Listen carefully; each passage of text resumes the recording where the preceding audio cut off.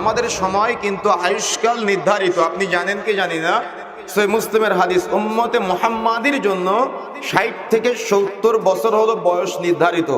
যদি কেউ 70 বছর প্লাস হয় আর সে ইমানদার হয়, তাহলে তাকে বলা হয় মুস্তাজাবুদ দাওয়া। সে যে দোয়া করবে তার সেই দোয়া কবুল হবে, যদি ব্যক্তি ইমানদার হয়। তার মানে যদি কেউ 70 বছর প্লাস নর নারী উম্মতে মুহাম্মাদির মধ্যে থাকে, তাহলে তার জবাবদিহিতা বেশি। বুঝেন না মনে হয়?